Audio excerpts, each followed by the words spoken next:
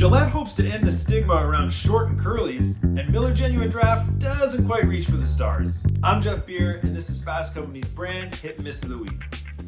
The miss this week goes to Miller Genuine Draft. Late last week, Miller aimed to be the latest brand to launch a seltzer. But not just the brand extension product you can buy at a store. No, as a gesture of hostility towards beer's latest trendy rival, Miller was going to launch a seltzer into space.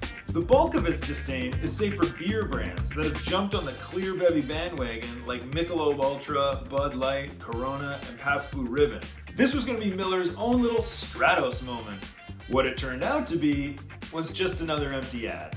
Here you have a brand declaring its authenticity through a bold anti-hard seltzer stance, while on the other hand, its parent company Molson Coors has been more than happy to jump on the trend with hard seltzers such as Vizzy and Coors Seltzer. On top of that, when it finally came time to follow through on the elaborate gimmick, the brand blinked. There was no real launch. The rocket exploded before taking off, and it all really amounted to an elaborate pre-taped commercial. All fizz, no buzz. Marketers want to believe that each new space-related stunt is their own personal moon landing.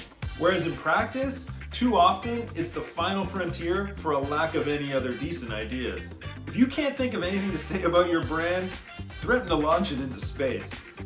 Coke and Pepsi have done it. Pizza Hut has done it. KFC has done it. Of course, Red Bull did it. And obviously, Tesla and SpaceX did it. Am I missing anyone? Who cares? Humankind's obsession with space is complex. It's not just about science, it's also spiritual. Are we alone? What is our purpose? What would a chicken sandwich look like in orbit? In 1967, the world agreed that space should not be militarized. Miller just made the case for extending that treaty to the beer seltzer conflict and every other ad fight. The hit this week goes to Gillette. To mark the launch of its Venus for pubic hair and skin collection, the brand created an animated spot featuring a show tune singing pubic hair. Yep, that's something I just said out loud. At this point in human history, we've seen just about every animal and object turned into an animated character.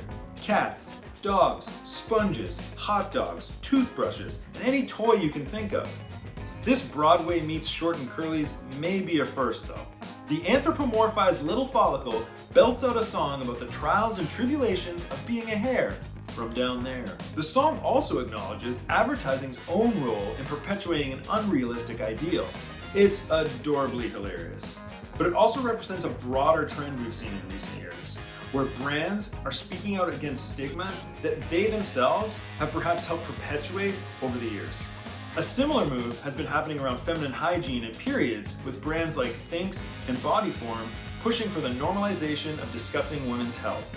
Gillette's campaign is reminiscent of the approach taken over the last couple of years by direct-to-consumer shaving and body product brand Billy, which may explain such a bold take from a major brand, after the startup exposed such a rich area of differentiation.